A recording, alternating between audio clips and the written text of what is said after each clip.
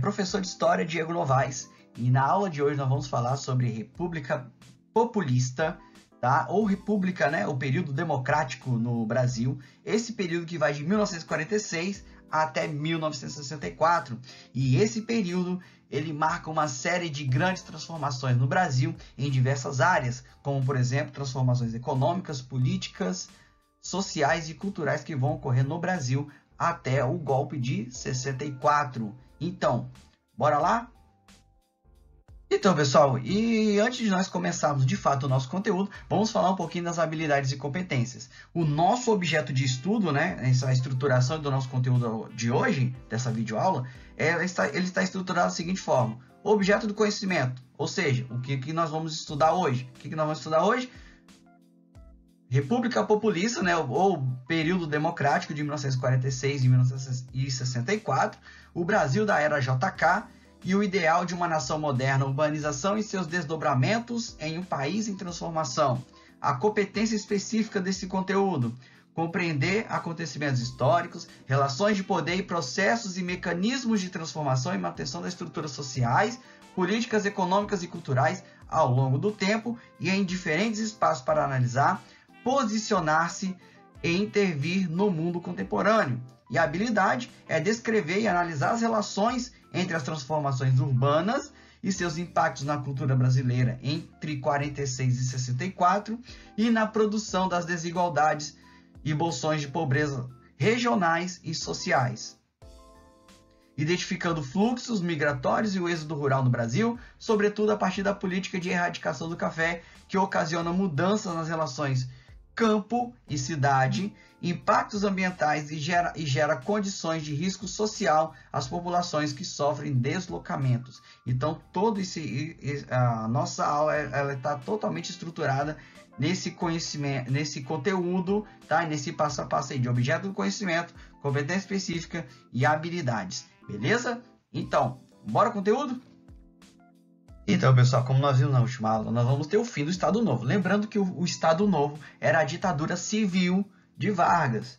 E por que esse governo vai entrar em contradição? Então, o governo Vargas, esse período ditatorial de Vargas, ele vai entrar em contradição porque o Brasil entra na Segunda Guerra Mundial no lado da Entente. E os aliados da Entente estavam lutando contra as ditaduras na Europa, contra o fascismo e o nazismo. Então, como que uma ditadura, no caso do Brasil, que estava vivendo esse período da ditadura entre 37 e 45, vai para a Europa na Segunda Guerra Mundial lutar contra as ditaduras? Então, o governo Vargas, ele entra em contradição nesse momento. Então, a oposição de Vargas cai em cima do governo, matando, querendo um movimento de redemocratização. Então, a publicação do Manifesto dos Mineiros, tá, em 41, e o fim do controle de órgãos como o DIP são exemplos dessa pressão opositora. Tá? Queriam o fim da ditadura e iniciar um processo de redemocratização. Vargas, então, ele cede à força dessa oposição e promulga uma série de leis. Estou promovendo redemocratização, hein? E convoca eleições para a Assembleia Constituinte, os governos dos estados e para a presidência. Ele vai convocar essas eleições gerais. Então, ele vai querer mostrar, pessoal, estou promovendo aí um processo de redemocratização. Só que ele vai promover esse processo de redemocratização querendo que ele mesmo continuasse no poder. Tanto é que ele próprio vai incentivar o povo a lançar um movimento chamado de queremismo, né? Esse movimento queremismo, Queremos Getúlio, tá? Que foi um movimento de slogan: queremos Constituição, queremos democracia, queremos redemocratização com Getúlio. Era uma tentativa de Vargas de conseguir se manter no poder. Só que ele vai ser destituído do poder em 29 de outubro de 1945, através de um golpe de Estado liderado pelos militares. Então, com isso, nós vamos ter o fim do Estado Novo e o período agora de democratização, um período de reorganização da política brasileira. Então, pessoal, nessa reorganização partidária que nós vamos ter após o Estado Novo de Vargas, nós vamos ter aí a formação de 3 grandes partidos, tá? Nós vamos ter o retorno do pluripartidarismo, ou seja, vários partidos. Então, Vargas ele participa da organização de 2 partidos, o PSD, o Partido Social Democrata, que estava ligado aos interventores estatais e interventores na economia e oligarquias rurais que apoiavam Vargas, e também o Partido Trabalhista Brasileiro, que estava ligado às camadas médias urbanas e que estava ligado ao trabalhismo. Tá? Então, esses três partidos, o PSD, o PTB e a UDN, elas vão dominar o cenário político brasileiro até 64. Vão ser considerados aí os três grandes partidos políticos, né, que vão dominar a política brasileira aí até o golpe de 64. Então, a organização partidária dessas agremiações, como o PSD, reunia os partidários de intervenção estatal, na economia, interventores estaduais do governo Vargas e parte das oligarquias rurais. O PTB, né, Partido Trabalhista Brasileiro, com base nas camadas populares urbanas, nos sindicatos e o trabalhismo. A UDN, conservadores em geral, reuniam grandes oligarquias rurais, comerciantes e lideranças paulistas que foram derrotadas na Revolução de 30. E o PCB, o Partido Comunista Brasileiro, tá? Ele vai surgir no contexto da Guerra Fria, né, no Brasil, né, vão estar nesse contexto da Guerra Fria, e vai ser colocado na ilegalidade em 1947, durante o governo Dutra. Então, pessoal, o primeiro presidente eleito nesse período democrático, né, chamado também de populista, foi o Eurico Gaspar Dutra, tá? Que foi eleito para o mandato de 1946 até 1951. Ele foi eleito com mais de 50% dos votos, derrotando nas eleições os candidatos Eduardo Gomes, da UDN, e Edo Fiuza, do PCB. E olha só, nós vamos ter uma coligação para a eleição de Dutra, tá? Que vai ser formada pelo PSD e o PTB. Tá? Então, os dois partidos ligados a Vargas vão apoiar aí o general Dutra na eleição. Ele que vai promulgar a Constituição de 1946. Então, nós vamos voltar a ter uma Constituição democrática que vai durar até 1964. Agora, o que previa a Constituição de 1946? Restabelecimento, né, das eleições diretas para presidente, governador e prefeitos. Foram mantidas as eleições diretas para senadores, deputados federais, estaduais e vereadores. Garantiu a igualdade de direitos de todos os cidadãos perante a lei e concedeu liberdade de associação com fins permitidos pelas leis do país. Então, era uma Constituição ainda bem democrática, apesar da Constituição, ela proibiu o direito de greve dos trabalhadores. Tá? Então, mas já eram avanços democráticos considerados para a época. Outro exemplo vai ser o Plano SALT. Então, o Plano SALT tinha as seguintes siglas, que seriam as áreas prioritárias do governo Dutra, que seriam a saúde, a alimentação, transporte e energia. Então, além disso, nós vamos ter uma aliança com os Estados Unidos, que no contexto da Guerra Fria, tá, essa aliança com os Estados Unidos previa impedir o avanço do comunismo sobre a América. Além disso, né, nós vamos ter a adoção de medidas para a abertura do mercado brasileiro para o mercado estrangeiro. Nessa primeira fase, nós vamos ter a desvalorização dos produtos nacionais, porque o produto importado ele era mais barato do que o produto nacional, então nós vamos ter um enfraquecimento das atividades internas. Só que isso vai levar, né, ao aumento da inflação e tudo mais. E na segunda parte, nós vamos ter uma adoção de uma nova política dificultando as importações e estão gerando um pequeno crescimento, né, na produção interna. E olha só, é claro que o governo Dutra também, ele gastou todo o nosso dinheiro da Reserva Nacional, que foi juntado por Vargas, comprando supérfluos.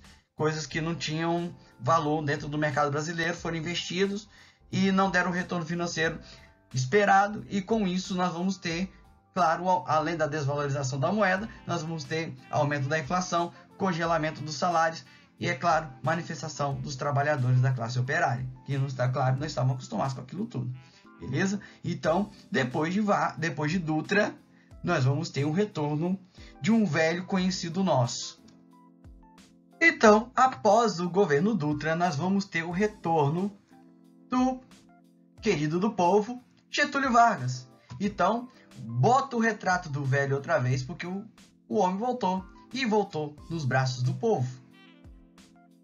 Então, pessoal, nós vamos ter a volta de Vargas, tá, no período democrático. Ele foi eleito pelo povo, né, para o mandato de 1951 até 1955. Isso nas eleições, né, que ocorrem em 1950. Ele foi eleito pelo PTB para suceder Dutra, então, na presidência. E nessa eleição, quando ele reassume o poder, ele tenta, né, juntar dois segmentos diferentes com ideologias diferentes sobre o desenvolvimento do país. E a partir daí, nós vamos ter uma disputa entre nacionalistas e entreguistas. Então, o nacionalismo, que era a base ideológica política de Vargas, defendia que o desenvolvimento do país seria através das indústrias de base, que essas indústrias iriam explorar as riquezas naturais, e inclusive as riquezas do subsolo, no caso o petróleo.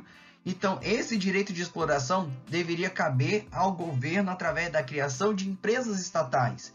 Então, nós vamos ter a fundação da Petrobras em 1953, empresa estatal que nós temos aí até hoje, e a restrição, né, de remessas de lucros para o exterior, porque esse lucro deveria ficar aqui para o desenvolvimento do país. Já os entreguistas eram um grupo ligado aos interesses dos Estados Unidos, e esse grupo defendia que as riquezas do país, as riquezas do subsolo, no caso do petróleo, deveriam ser entregue a empresas estrangeiras, principalmente as empresas de petróleo dos Estados Unidos. Tá? Esse grupo cria, né, defende a abertura do capital ao mercado estrangeiro, cria a Comissão Mista Brasil e Estados Unidos para o Desenvolvimento Econômico, estabelecida em 51, e esse grupo de desenvolvimento econômico vai ser responsável pela criação do Banco Nacional de Desenvolvimento Econômico, BNDE, que existe aí até hoje, e ele foi criado em 1953, tá? Com base em uma resposta aos grupos que queriam entregar as riquezas naturais do Brasil aos grupos estrangeiros. Em 1953, como foi dito, o governo lança o slogan "O petróleo é nosso". Tá? Esse slogan de governo vai ser a base de fundação da Petrobras em 1953. Então, nos últimos anos de governo Vargas, tá? Vargas vai se envolver em algumas polêmicas.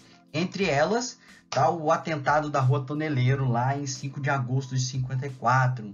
Tá? Carlos Lacerda, que era um dos principais críticos e opositores de Vargas, ele vai sofrer uma tentativa de assassinato. E essa tentativa de assassinato vai estar ligado a Gregório Fortunato, que era chefe da guarda pessoal do presidente. Então, diante desse episódio, o governo Vargas entra em crise e Vargas acaba sendo isolado politicamente. E os grupos opositores crescem em cima do governo Vargas, pressionando o governo. Tá? Tanto é que Vargas ele não consegue atender as demandas dos setores conservadores e populares ao mesmo tempo. Ou ele agradava um, ou ele agradava outro. Tá? Vargas, então, ele vai ser acusado de planejar o atentado do jornalista Carlos Lacerda em 54. E diante da pressão política, ele vai, né, escrever uma carta-testamento e vai cometer suicídio em 54. Tá? E essa carta-testamento de Vargas, que nós vamos ver mais adiante, tá? Que nós vamos assistir mais adiante, ela comove, né, provoca comoção e fúria popular em relação à oposição de Vargas. Então, todos aqueles que eram opositores de Vargas viram a fúria do povo, tá? E a tristeza, né? E não acreditando que a morte do seu grande líder, o líder do povo, o pai dos pobres, né, havia cometido suicídio diante da pressão política exercida naquele momento. E assim, né, através do suicídio de Vargas, põe-se o fim, né, de todo um período, de toda uma era, né, de Vargas, e agora o Brasil estava novamente numa crise, afundado em uma crise política. Tá? E então nós vamos assistir aí agora a carta-testamento, né, a narração da carta-testamento de Vargas.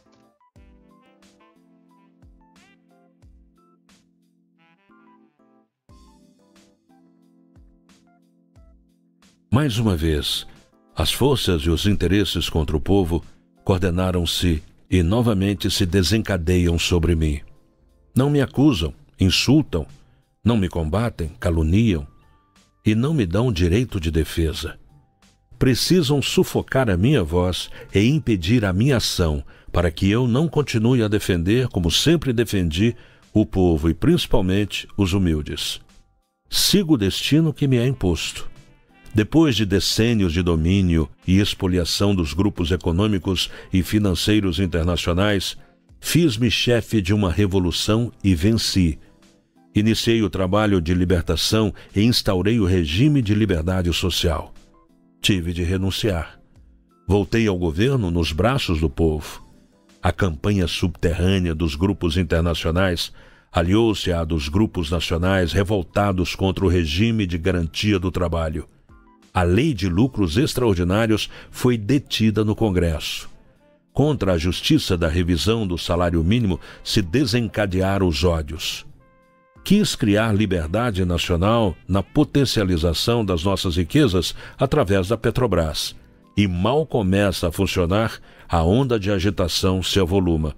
A Eletrobras foi obstaculada até o desespero. Não querem que o trabalhador seja livre. Não querem que o povo seja independente. Assumiu o governo dentro da espiral inflacionária que destruía os valores do trabalho. Os lucros das empresas estrangeiras alcançavam até 500% ao ano. Nas declarações de valores do que importávamos, existiam fraudes constatadas de mais de 100 milhões de dólares por ano. Veio a crise do café. Valorizou-se o nosso principal produto. Tentamos defender seu preço e a resposta foi uma violenta pressão sobre a nossa economia, a ponto de sermos obrigados a ceder. Tenho lutado mês a mês, dia a dia, hora a hora, resistindo a uma pressão constante, incessante, tudo suportando em silêncio, tudo esquecendo, renunciando a mim mesmo para defender o povo, que agora se queda desamparado. Nada mais vos posso dar, a não ser meu sangue. Se as aves de rapina querem o sangue de alguém, querem continuar sugando o povo brasileiro, eu ofereço em holocausto a minha vida. Escolho este meio de estar sempre convosco. Quando vos humilharem, sentireis minha alma sofrendo ao vosso lado. Quando a fome bater à vossa porta, sentireis em vosso peito a energia para a luta por vós e por vossos filhos. Quando vos vilipendiarem, sentireis no pensamento a força para a reação. Meu sacrifício vos manterá unidos, e meu nome será a vossa bandeira de luta. Cada gota de meu sangue será uma chama imortal na vossa consciência e manterá a vibração sagrada para a resistência. Ao ódio, respondo com o perdão. E aos que pensam que me derrotaram, respondo com a minha vitória. Era escravo do povo, e hoje me liberto para a vida eterna, mas esse povo de quem fui escravo não mais será escravo de ninguém. Meu sacrifício ficará para sempre em sua alma, e meu sangue será o preço do seu resgate. Lutei contra a expoliação do Brasil, lutei contra a expoliação do povo, tenho lutado de peito aberto.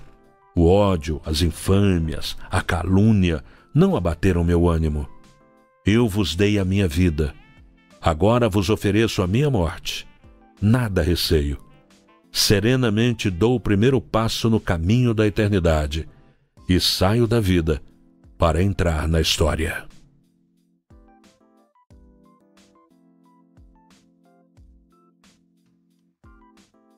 Então, nas eleições de 55, tá, nós vamos ter aí a eleição de Juscelino Kubitschek. Juscelino Kubitschek, né, então ele foi eleito pelo PSD em 55 para o mandato, né, que se iniciava em 56. E o seu vice, né, as eleições para vice-presidente eram separadas, tá? Você votava uma vez para presidente e votava para vice-presidente. E o seu vice-presidente, João Goulart, vai ser eleito pelo PTB. Ele era o antigo ministro, né, do trabalho do governo Vargas. Então, mais uma vez, a aliança PSD-PTB derrotava a UDN, tá? A UDN, inclusive, tenta dar um golpe, né? Mas acaba sendo reprimida aí pelas forças militares que garantem, né, a posse de Juscelino Kubitschek.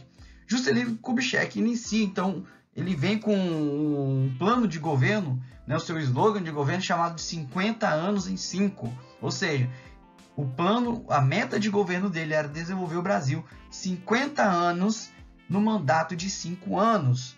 Tá? Como que ele vai fazer isso? Ele vai tentar equilibrar todas as demandas dos diversos grupos sociais através de uma política de conciliação que incentivava a industrialização nacional. Tá? Então, ele vai incentivar esse processo de industrialização nacional, vai criar uma política de conciliar os interesses de diversos grupos, aumentando, tá, os salários dos trabalhadores, melhorando o equipamento dos militares, grande investimento em obras e a construção de Brasília, que é a atual capital do Brasil. Antes a capital era o Rio de Janeiro, até 1960. Que indicava, né, o slogan de modernização e desenvolvimento desse governo. Agora, por que construir a capital do Brasil lá no interior, no coração do país? Justamente para quê? Para levar desenvolvimento econômico para o interior do país. Então, esse era o objetivo de levar a capital do país para lá. Inclusive, nós vamos ter também o desenvolvimento da malha rodoviária, com a construção e ampliação de diversas rodovias, tá, no nosso país. Inclusive, se nós formos olhar o mapa rodoviário, todas as rodovias elas estão interligadas entre si e todas essas rodovias acabam sendo ligadas a Brasília, tá, através dessa interligação. Então, esse plano de metas, tá, que era o programa de desenvolvimento por meio de crescimento da indústria, tinha 5 setores, né, prioritários: energia, transporte, alimentação, indústria de base e educação. E esse plano de metas, ele recebia dinheiro através de investimentos, né, através de empréstimos feitos no exterior. Então, nós vamos ter entrada de capital externo para poder viabilizar o plano de metas, principalmente de países como Estados Unidos e o Japão. E através desses empréstimos, né, no capital externo, nós vamos ter os déficits orçamentários e pegar esse dinheiro para poder cobrir esses déficits. Então, nós vamos ter essa indústria, né, indústria de integração nacional, onde o crescimento da população industrial em taxas altas, né, tinham taxas mais altas aí de quase 12% ao ano. Só que esses núcleos populacionais vão ficar abarrotados de gente, porque vai provocar um êxodo rural muito grande, muitas pessoas vão sair dos campos para as cidades, tá? E então vai haver a necessidade de interligação dessas regiões através do investimento na ampliação das vias de transporte. Aí que nós vamos ter essa ampliação do setor rodoviário, a ampliação e a construção de novas rodovias, ligando as diferentes regiões e levando, inclusive, né, tirando um pouco da região, tentando tirar um pouco de investimento da região sudeste, levando para o coração do país. Por isso que a capital do Brasil é tirada do Rio de Janeiro lá para Brasília, tá? Aí com a construção de Brasília, que foi uma das primeiras cidades planejadas no Brasil, com a sua inauguração em 1960, tá? Já no final do governo Kubitschek. Continuando aqui então falando sobre o governo JK, nós vamos ter então algumas críticas em relação ao plano de metas, que era o plano, né, de desenvolver o Brasil 50 anos em 5. Como nós podemos observar nessa charge que caiu na prova do Enem, se eu não me engano, em 2011 ou 2013, tá? Meta de faminto: JK, você agora tem automóvel brasileiro para correr em estradas pavimentadas com asfalto brasileiro, com gasolina brasileira. O que é mais? Jeca, um prato de feijão brasileiro, seu doutor. Agora, por que essa crítica? Se nós formos olhar, é justamente nesse gráfico, se nós formos olhar as verbas de investimento por setor no governo JK. Olha só, o setor industrial 20%, setor energético 44%, transporte 29%. Olha agora os investimentos em educação e alimentação. Alimentação 3% e educação apenas 4%. Então nós podemos perceber que o plano de metas do governo JK previa o quê? Os maiores investimentos eram no setor energético, setor industrial e no setor de transportes. Educação e alimentação ficou por isso mesmo. Então por isso a crítica da charge. E olha só, então essa questão da pavimentação, nós podemos observar. Por que automóvel brasileiro? Porque nós começaram a vir montadoras para o Brasil, como por exemplo a Volkswagen vai ser uma das primeiras montadoras a se instalarem no Brasil e fabricar automóveis aqui no Brasil. Nós já tínhamos a Petrobras produzindo gasolina brasileira, tá? Então, esse contexto retrata o investimento nesses setores, industrial, transporte e energético, mas a falta de investimentos em setores como educação e alimentação. Aí por isso essa crítica, tá, dessa charge aí em relação ao plano de metas do governo JK. Então, durante a era JK, nós vamos ter um desenvolvimento cultural muito grande no Brasil, tá? A música, onde o rádio era o principal meio de comunicação, a partir de 1950, vai ganhar popularidade a partir do rock, tá? Com novos ritmos, como o rock, o forró e o jazz, e o surgimento também da bossa nova, tá? Com Vinícius de Moraes e Tom Jobim, que são os principais nomes aí da bossa nova brasileira. Além disso, nós vamos ter o surgimento da televisão agora, junto com o rádio, nós vamos ter televisão, com a inauguração da primeira TV brasileira, tá? Com a primeira sistema de televisão, que vai ser a TV Tupi, em 1950. E com isso, alguns anos depois, nós vamos ter a popularização das TVs. E com isso, nós vamos ter comunicação e cultura de massa. Porque a rádio e a televisão vão ser importantes propagadores de cultura. Beleza? Além disso, nós vamos ter o teatro, tá? Com a profissionalização do teatro a partir de 1940 e a formação do grupo Teatro Brasileiro de Comédia. Atores, né, que dominaram as peças teatrais entre 40 e 60, como Cacilda Becker, Tônia Carreiro, Sérgio Cardoso, Paulo Altran, trabalhando com dramaturgos como Ariano Suassuna, Nelson Rodrigues e José Carlos Martins Correia. Além da música, rádio, televisão, teatro, nós vamos ter também o cinema, tá? A partir de 1950, nós vamos ter uma grande transformação no cinema brasileiro, com a fundação da Companhia Cinematográfica Vera Cruz. E o novo cinema brasileiro buscava retratar o cotidiano de parte da população brasileira, seja a questão dos problemas sociais e também da cultura brasileira, tá? Exemplos desse novo tipo de filme, né? Nós vamos ter o Rio 40 Graus, do Glauber Rocha, e o Barravento, com Nelson Rodrigues dos Santos, como sendo os principais cineastas do cinema novo brasileiro. E também vale destacar que o Brasil ele foi campeão mundial, tá? Em 1958, o Brasil conquista sua primeira Copa do Mundo, tá? Futebol também é cultura. Então o Brasil conquista sua primeira Copa do Mundo em 1958, iniciando, né, a geração da era Pelé. Beleza? E aí, pessoal, a crise política no Brasil, ela chega, né, ela começa a ter o seu ápice com a eleição de Jânio Quadros, tá? A UDN finalmente consegue eleger um presidente da República. E João Goulart, que era do partido oposicionista, né, que ele era do PTB, ele vai ser eleito novamente vice-presidente. Então, nós temos aí um contraste. O DN, que era ligado a grupos conservadores na presidência, e um partido oposicionista, né, João Goulart, que era ligado aos sindicatos e aos trabalhadores, como vice-presidente. Aí, ó.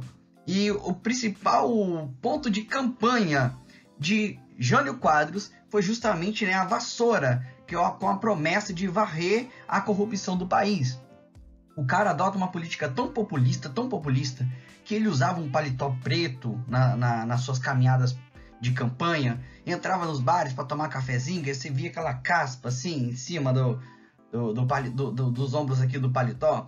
Então era uma maneira de mostrar que ele era um cara do povo, mesmo ligado aos grupos conservadores. Jânio Quadros, nos seus primeiros meses de governo, ele vai adotar uma política liberal defendida pela UDN, do controle da inflação através de restrição de consumo, redução dos gastos do governo e aumento de receita. A população não estava acostumada com essas políticas populistas, vai reagir muito mal. Além disso, Jânio Quadros vai adotar uma série de medidas conservadoras, como, por exemplo, ele vai proibir as corridas de cavalo durante a semana, vai proibir o consumo de absinto e também vai proibir o uso de biquíni nas praias. Então, essas medidas conservadoras não vão resolver o problema político do país, e muito menos econômico, tá? Levando o Brasil, aumentando ainda mais, né, a crise econômica do Brasil. Nós vamos ter aumento da inflação, trabalhadores protestando, e, para piorar a situação, Jânio Quadros adota uma política de neutralidade, de não alinhamento. Isso que ele falava, né? Não estou do lado nem dos Estados Unidos e nem da União Soviética. E naquele período, tá? Naquele período de Guerra Fria que estava acontecendo no contexto mundial, um conflito ideológico, político, militar entre Estados Unidos e União Soviética, o Brasil sendo o maior país da América Latina no que diz respeito à influência política e econômica, falar, não vou me alinhar a ninguém, os Estados Unidos começam a ficar de olho. E para piorar a situação, além, né, de se afastar da influência dos Estados Unidos, ele vai fortalecer relações comerciais com o bloco soviético. Ele falava uma coisa, porém ele fez outra. E para você ver que essa política de não alinhamento de Jânio Quadros era totalmente furado, ele vai condecorar em 1961, vai condecorar Che Guevara com a Ordem do Cruzeiro do Sul, que era a mais importante ordem militar. Mas o que isso tem a ver? Che Guevara ele participou da Revolução Cubana em 59, que implantou o comunismo em Cuba. Então, olha a gravidade da situação. E quem estava de olho nisso tudo? Os Estados Unidos. Então, aí Jânio Quadros não tinha, né, apoio popular, e tendo uma campanha opositora vindo até do seu próprio partido, a próprio DN criticava o seu presidente que foi eleito, né, pelo povo. O seu próprio partido estava criticando o presidente. Então, sem apoio popular, sem o apoio do partido, tá? Jânio ele vai renunciar após 7 meses de mandato. Ele escreve uma carta, manda para o Senado, é aprovado e ele acaba renunciando à presidência, né, em 61, após 7 meses de governo, alegando que forças terríveis estavam atentando contra o seu governo. Mas olha só o precedente que vai levar a política brasileira. Se a política brasileira já estava em crise, se a gente achava que naquele momento a política brasileira ela estava no fundo do poço, engano seu, porque o fundo do poço ainda era um pouquinho mais fundo, tá? Então ainda vamos ver mais adiante o que vai acontecer após a renúncia do presidente Jânio Quadros. Então, após a renúncia de Jânio Quadros, quem deveria assumir era justamente o vice-presidente João Goulart. João Goulart, inclusive, no momento da renúncia de Jânio Quadros, estava numa viagem constitucional, né, uma viagem diplomática à China. China comunista, aliada à União Soviética. Aí, olha só. Então, os parlamentares iniciam uma campanha para que João Goulart não assumisse a presidência do país. Então, essa mobilização dos militares conservadores, mais o parlamento brasileiro, né, tentaram impedir a posse de João Goulart. Nós vamos ter, então, uma reação legalista que vai assegurar a posse do presidente. O Brasil, inclusive, esteve à beira de uma guerra civil, tá, liderada por Leonel Brizola. Campanha da legalidade. É legal que Jango assuma, porque ele foi eleito pelo povo. Tá? Então, o vice-presidente João Goulart acaba assumindo a presidência do país num acordo entre o presidente e o parlamento e os grupos mais conservadores. Então, nós vamos estabelecer o seguinte: foi estabelecido uma espécie de um golpe branco, né? E com a instauração do parlamentarismo. O João Goulart iria assumir, porém ele não iria governar. Os poderes de João Goulart foram bastante limitados. Quem iria governar era o presidente da Câmara, que iria governar o Brasil nesse período. Então, nós vamos ter em 63 um plebiscito perguntando à população se teria, se continuasse com o parlamentarismo ou voltasse com o presidencialismo. A votação do plebiscito deu a vitória do não ao parlamentarismo. Então, Jango ele volta com seus poderes, tá? Com seus poderes totalmente restaurados, como é o poder do presidente da República. Após a vitória de Jango no plebiscito, em que dava novamente os poderes, o Jango ele inicia, né, lança, né, uma política econômica nacional desenvolvimentista e planejou implantar reformas de base, entre elas a reforma agrária. Mas, afinal de contas, o que eram essas reformas de base? Então, essa reforma de base era um plano trienal com reforma agrária, fiscal, educacional, bancária e eleitoral. Para o governo, elas eram necessárias para o desenvolvimento de um capitalismo nacional e progressista. E olha só que muita gente achava, e principalmente a ala conservadora e oposicionista a Jango, defendia que a reforma de base levaria o Brasil no caminho do comunismo. Então, o Congresso Nacional ele rejeita a proposta das reformas de base, considerando o projeto muito radical. E a tensão política cresce com descontentamento ainda maior dos militares e até mesmo de alas tradicionalmente favoráveis a João Goulart. Ninguém vai ficar satisfeito porque temiam que esse plano trienal, essa reforma de base, levaria o Brasil rumo ao comunismo e a uma aliança com a União Soviética e com a China comunista. Então, grupos tradicionais, né, ligados à oposição, vão lançar, né, a Marcha da Família com Deus pela Liberdade. Essa campanha, essa passeata, esse protesto, estavam chamando o Jango de comunista. Por quê? Comunista tem fama de ser contra a família. E comunista também tem fama de ser ateu. Logo, também serem contrários a valores libertários, né? A questão da repressão, a liberdade de imprensa, a liberdade individual, enfim. Então, a Marcha da Família com Deus pela Liberdade estavam chamando o Jango de comunista. Então, um importante grupo também que vai estar no ápice, né, dessa crise política no Brasil, nesse início de década de 60, são as Ligas Camponesas, que na década de 50 o Brasil presenciou pela primeira vez o nascimento de uma organização de trabalhadores rurais pronta para exigir terras. Essa pressão do aumento da pobreza gerou, né, as Ligas Camponesas, que se espalharam por vários estados do país e tinham como líder o advogado Francisco Julião. O estilo de ação das ligas era a ocupação de terras e a reivindicação por reforma agrária. Então essas ligas camponesas ela vai dar uma origem a vários movimentos que lutam pelo direito de terra, como por exemplo o MST atualmente. A transição dos anos entre 63 e 64 vai ser de radicalização política. Por quê? A política de esquerda mais radical, com principais nomes aí como Leonel Brizola e Miguel Arraes, vão querer adotar as reformas de base, mesmo sem aprovação do Congresso. E a solução golpista, né, que defendiam, que estavam ligados a Carlos Lacerda, Adhemar de Barros e Magalhães Pinto, a adoção de campanha pública contra Jango. Então isso acabava aí dividindo a opinião pública. E a opção de João Goulart foi fazer o quê? Restringir a remessa de lucros para o exterior e seu discurso culpava o imperialismo americano e investiu no projeto das reformas de base. Inclusive, olha só, quem estava de olho em toda essa crise política, essa movimentação política no Brasil no início da década de 60, era justamente os Estados Unidos. Lembrando que os Estados Unidos tinham interesse, o Brasil era considerado um país-chave para poder controlar, né, o avanço comunista sobre a América do Sul. Então, pessoal, o ano de 64 ele vai ser decisivo para a política brasileira. Por quê?